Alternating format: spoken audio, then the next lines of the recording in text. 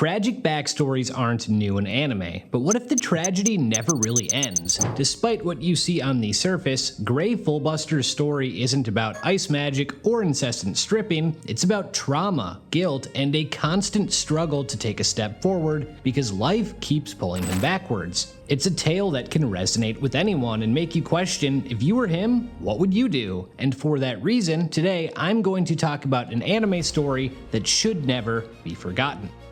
There are a few constants in Grey's life, a darkness within him, and suffering from trauma so immense that it keeps him from moving forward with his life. It all began when as a child his family were killed by a demon named Deliora. This demon was one of many created by the Black Wizard Zareth. Out of his entire village, Grey was the lone survivor. He's found and taken on as a pupil by a woman named and her apprentice Leon, and it became his sole desire to avenge his parents and kill Deliora. Understood that his desire for revenge would keep him from moving forward, so she tried her best to treat him like a son and quell the darkness within him. Along with teaching him maker magic, she also taught him to strip a lot, supposedly to help him acclimate to the cold better. But when news that Deliora was nearby spread, Grey left. He even guilt-tripped her on his way out, telling her if he dies, it's on her. And it worked, because she goes after him and arrives in time to save his life. Unfortunately, saving Grey doesn't stop Deliora. There's only one way to do that, and it's by using her special technique,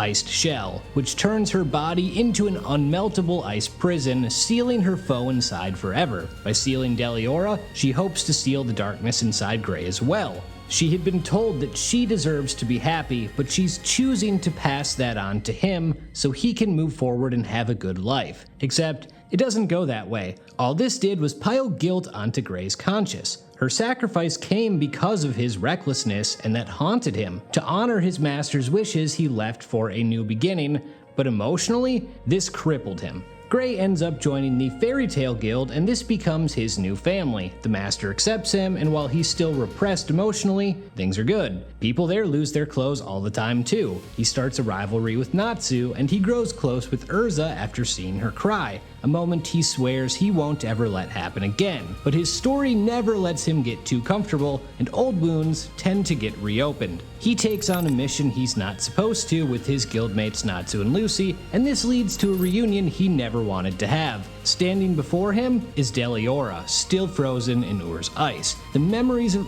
flood back, and though he tries hiding it, he can't keep himself from tearing up. is still here because of him. That's not the only reunion. Leon is the reason Deliora is here. He blames Grey for killing her and intends to free the demon. This is Grey's worst nightmare. He already blames himself, but freeing Deliora will only cause more people he loves to die. He begs Leon to stop and goes as far as to use Iced Shell himself. This is how he can atone. It's what he deserves. But Natsu stops him from going through with it. This isn't dealing with his problems, it's running from them. Natsu's right. He needs to choose to face them head on, starting with Leon, someone whose ice magic is superior to his own. This resolve was highlighted earlier in the arc when Urza comes to take him back to Fairy Tail. This wasn't their mission. But Grey stands his ground. This is too important to him, and he's so steadfast in his resolve that it shakes hers, adding a new layer to both of them. He straight up told her, "You can't stop me," and he was right. He ends up defeating Leon, and yet Deliora is still resurrected. He watches as Ur's ice melts into the sea,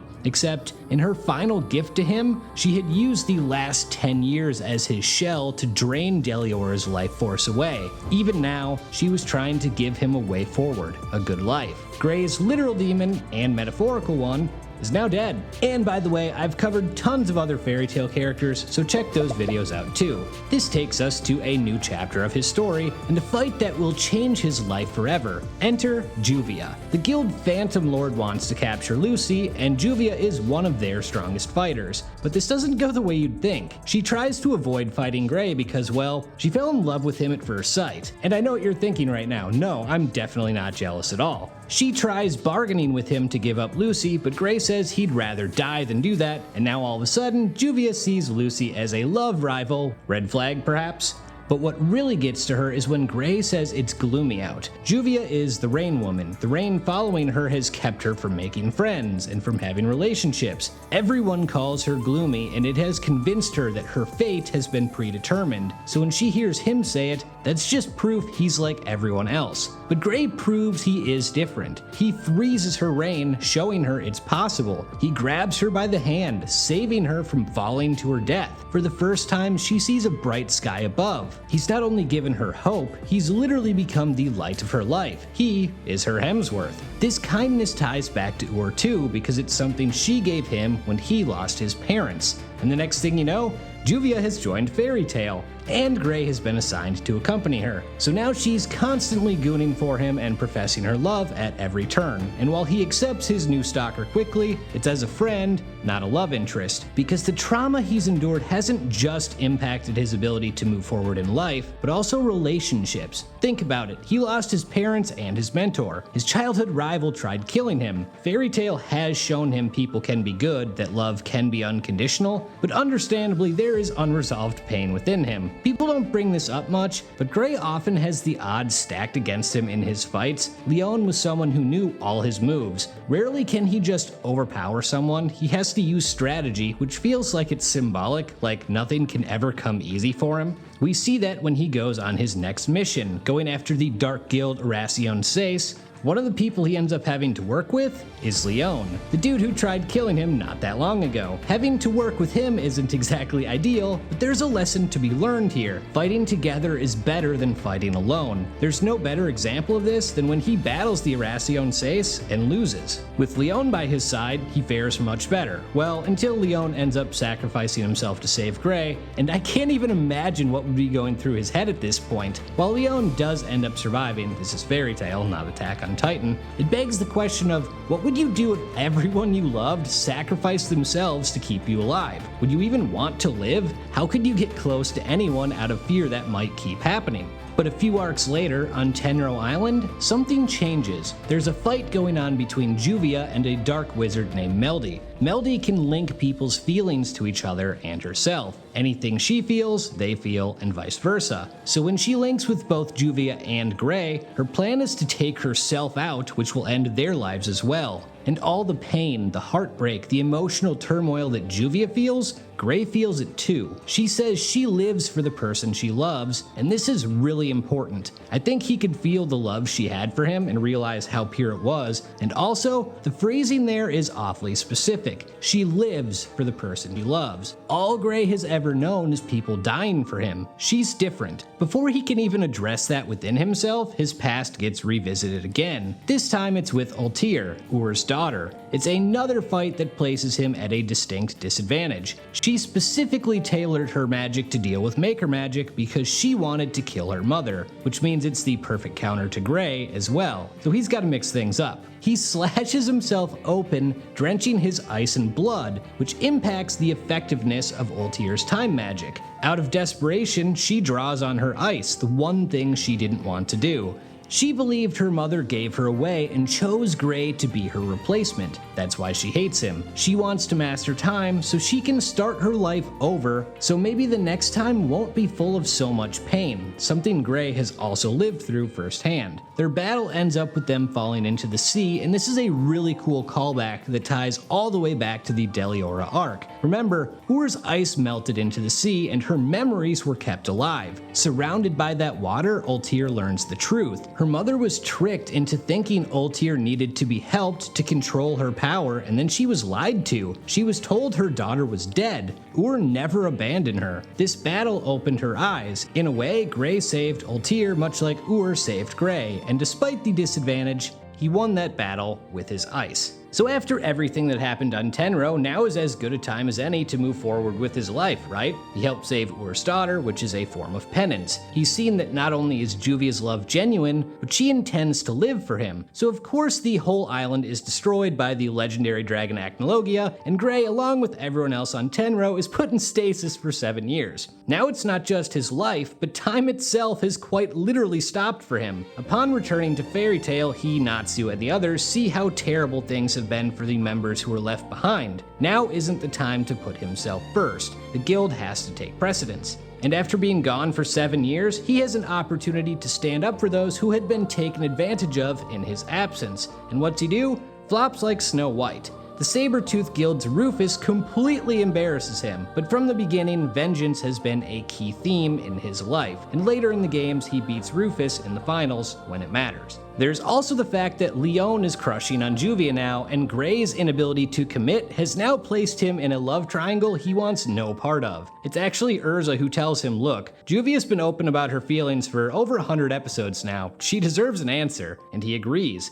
So of course, a bunch of dragons from the past come through a time portal gate and start messing everything up. We gotta delay this as long as possible. That delay might be permanent too, because those dragons kill Gray. I think his feelings become clear here. He was willing to do what so many had done for him, for Juvia, sacrifice himself. This wasn't the iced shell bluff, he reacted instantly. But it's fairy tale, and look, I love this series, but we all know deaths don't stick. In this case, time gets rewound 1 minute, reversing his and many others' deaths. He has no idea why, but it feels familiar, like when Ur sacrificed herself. Later on, he passes by an old woman, and for some reason his gaze is drawn to her. Then it all clicks. That old woman is Altair, and using her time magic, she sacrificed her time for his, her life for his. So of course, he's filled with guilt. Ur wasn't enough, he's burdened her daughter too? Why does this keep happening to him? However, there's a distinct difference between how he responds to this compared to before. He knows she'd want him to use the life he was given to be happy, not to hold on to guilt.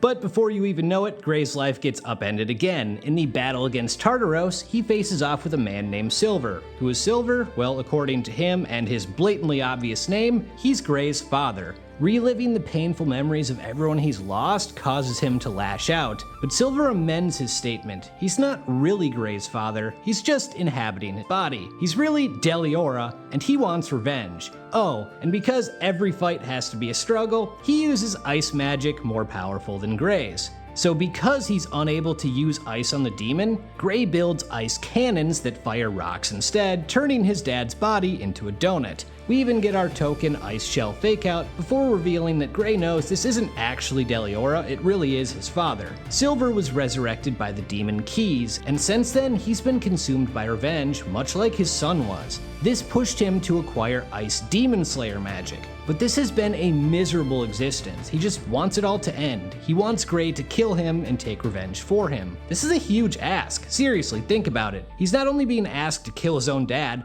but also take on a selfish goal of revenge, to tap back into the darkness inside Gray that has been dormant for so long now. Having lost so much already, he can't bring himself to take his father's life. How could he? Silver then essentially passes that burden on to Juvia, telling her to kill Keys, and this is a horrible position for her to be in. On one hand, Keys is threatening her friends, and if she kills him, she saves them and gives Silver what he wants. But she'd also be hurting the person she loves most, taking away another person he loves right in front of him just when they reunited. It devastates her to do it, but she has no choice. She kills Keys. As Silver fades, he tells Gray, "Finish my story," and then gives him demon-slaying magic to kill Zaref's most powerful creation, the ultimate demon, END. This experience leads him to go visit his hometown and his father's grave. There, Juvia confesses she's the reason Silver is dead. His face is full of rage, but he's actually relieved. He can't help but break down, thanking her for freeing his father, apologizing for putting that burden on her. This is the most open Gray has been with anyone in the entire series,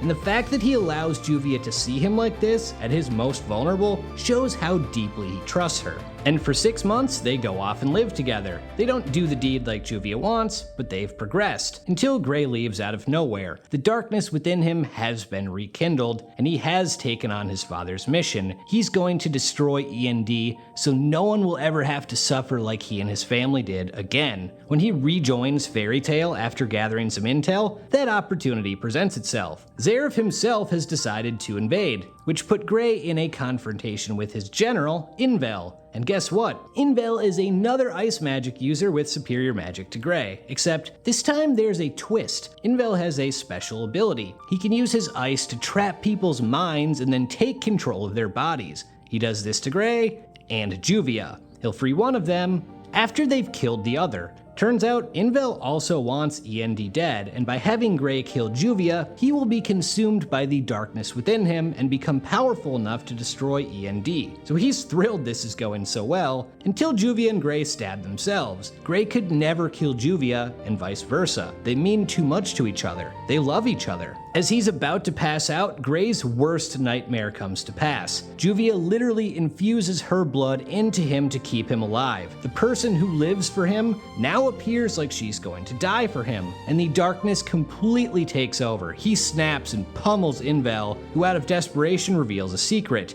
END, the ultimate demon? It's Natsu. But because the darkness has taken over, it doesn't even matter. Gray's going to destroy him no matter what. They legitimately tried to kill each other. It's Urza who has to step in and stop them, and she's crying, just like she was way back when, and Gray remembers the promise he made to make sure she'd never cry again. She tells them both that she loves them unconditionally, which is what drew him to Fairy Tail in the first place, and this brings him back to his senses. And you know the drill by now, Juvia's not dead either. The only relevant part left of his story is that he tries making up for this behavior against Zareth, where he attempts one last ice shell attack that no one believes will go through, but hey, it's the thought that counts, right? In the end, Natsu is able to defeat Zareth, and the man who created the demons that have taken so much from Gray is finally gone. And while it's gone slowly since then, the most memorable moments I can think of for him in 100-Year Quest are about growing closer to Juvia and trying to open up to her fully.